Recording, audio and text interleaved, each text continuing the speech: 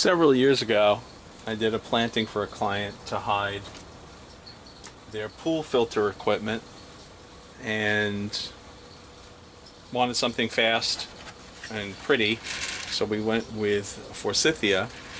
But unbeknownst to us, the pool filter equipment was leaking all over the place and wound up losing several of the shrubs, and we've been replacing them with something cheaper and probably stronger. But in the meantime, I made some cuttings for the hell of it, thinking maybe I'd replace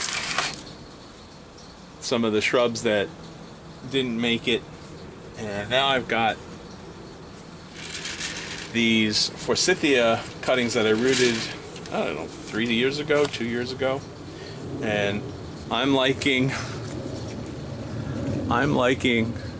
the rootage on these cuttings better than on my elms, and I'm torn now. I think I'm going to keep a couple for myself and maybe run some on for my client. As you can see, they are vigorous when it comes to throwing out roots, so I'm just going to pick 2 of these to play with, potentially turn into bonsai, and the other ones I'll up pot for my client. So what you need to understand when you're picking material to use for bonsai is, what does the tree do that is interesting and you may want to highlight. So when you're talking about a pine, basically it's going to be green, and that's all it's really going to do for you. You're looking at azaleas, you're going to get some flowers. You're looking at Japanese maples, you're going to get 4 seasons of interest.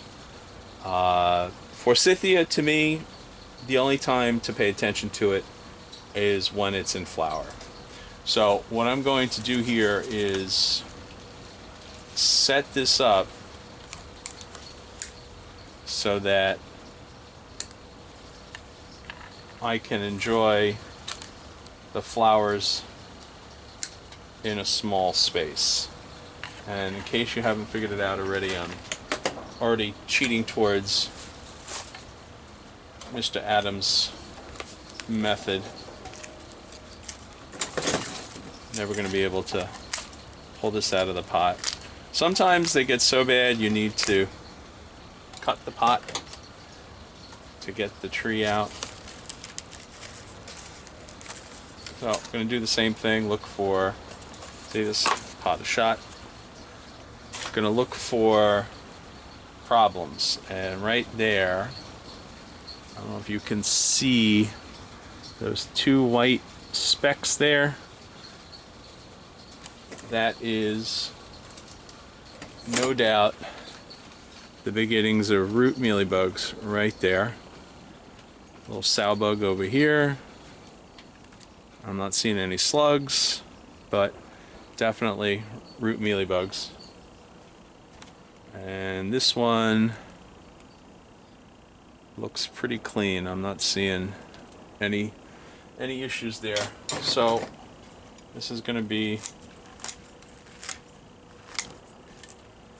fairly quick. Some might say brutal.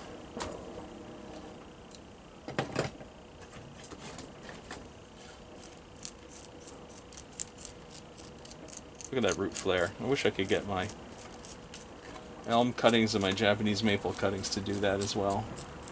That would be nice.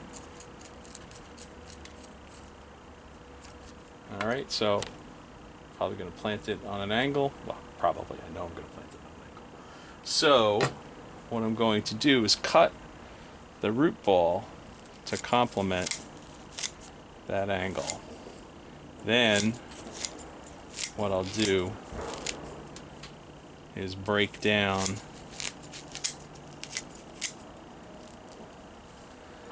this edge, because I won't need it.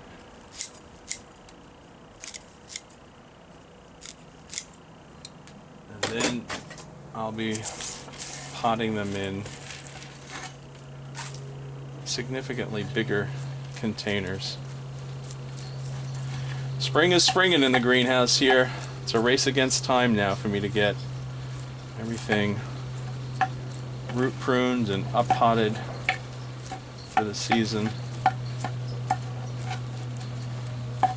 And making these videos slows me down.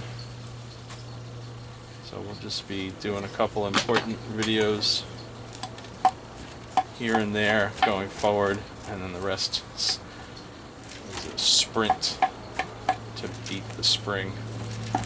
It's 40 degrees outside, it's close to 70 in the greenhouse. The exhaust fans have been running most of the day.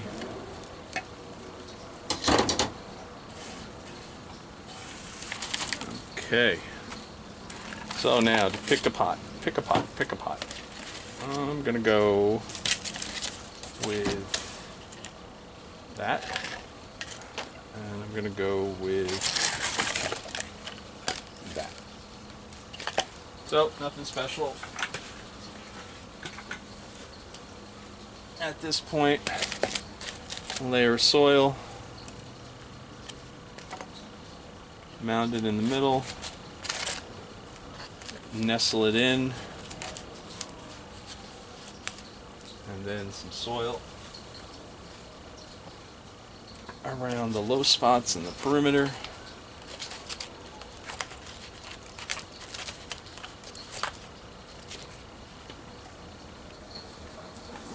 I don't know if I'm going to get flowers. Wasn't really caring about flowers. More interested in the potential form.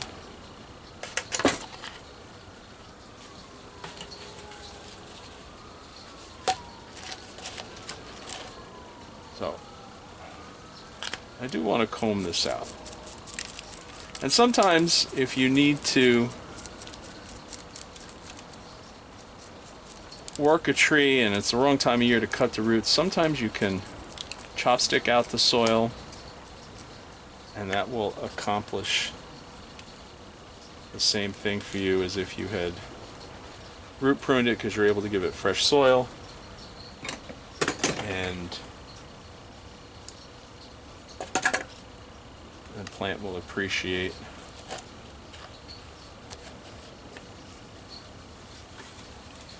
your efforts. And you don't have to worry about stressing it out too much because you didn't cut off 30% of the roots.